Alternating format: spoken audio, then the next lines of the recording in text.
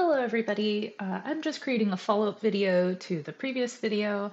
I did not go as far into slicing as I needed to go into. I realize you're not going to have everything you need to complete the quizzes, and so this is just a short video to go a little bit deeper and add a little bit more, show a little bit more of the functionality of slicing, so you'll be able to be successful in your quizzes.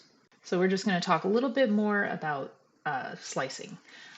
So as I said in the previous video, slicing lets you extract parts of a string using a specific syntax where you have, I'll just comment it, you have the name of the string, so whatever the string's name is, and then square brackets, and then a starting index, and then an end. And that's kind of the basic syntax. It's kind of like cutting a piece out of string based on the positions. So in the previous video, we kind of just went, we went over how to do that. But I actually didn't go over step values. So you can actually add a third number for the step. So, and that's going to indicate how much you want to go over, how much you want to move forward each time. So I'm going to make a quick little text here, A, B, C, D, E, F, G. And then if I want to print a piece of this, I want to use, what this basically indicates, so I have the colons, but what this indicates is that I want to skip every other letter. That's what this does. So the syntax here is the string. So this is actually going to be a little different. It's going to be like string, and then it's going to be start, end, and then step. So remember when we have this, and then we put this here, this just gets the whole thing. So I'll run this, and then it's just A, B, C, D, F, G. This is the whole thing. I didn't specify a start or an end. And remember, if you don't specify, it gets everything from up until some point, but I didn't specify a point, so it's just going to get the whole thing. That's what that does. I think that's going to be on the quiz too. But the syntax we're going to be talking about, where you want to involve how far to move each time, is going to be, okay, give a start, all right, give an end, and then give a step, how much you want to move. So in this example, get all of it, right? That's what this does, and move forward by two each time. So this is going to skip every other letter. That's what this does.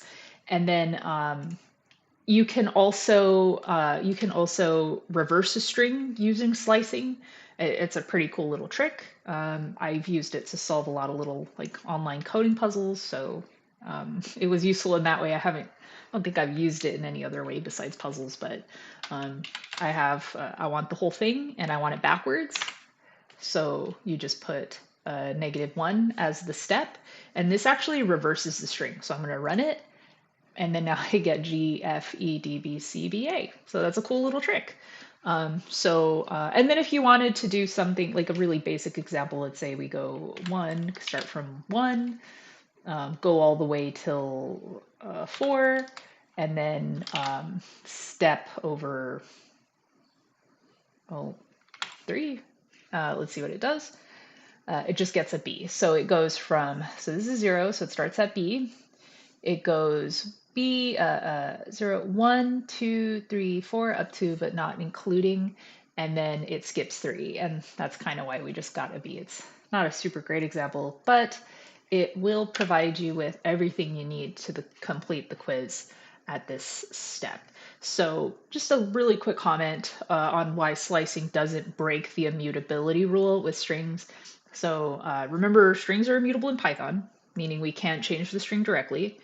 But when we slice a string, we aren't modifying the original, we're making a new string based on it. So you can actually have things that look like this. So I'd say greeting equals hello again, because I'm seeing you guys really quickly after the last video. And then I'll make another variable called new greeting, and it's going to take It's going to be from here all the way to 1, and it's going to have, let's see, let me make this make a little bit more sense since I'm going to be piecing it together.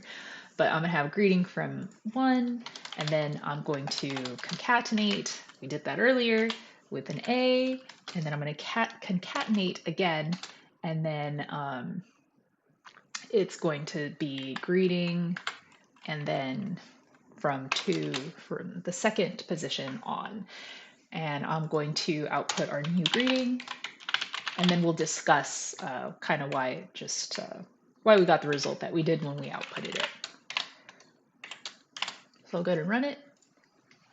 And it says hello, where HALLO is the output.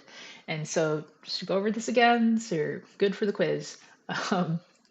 We start at the beginning, and we go all the way to the first element, and that's this, the H. And then from there, you concatenate an A, and then you skip over to the second, so 0, 1, 2, skip over to the L, and then get everything beyond that. And that you could also use the replace method like we mentioned in the previous video, but if you were doing something that you weren't able to do that, or you were doing something more sophisticated, you might need to do it this way.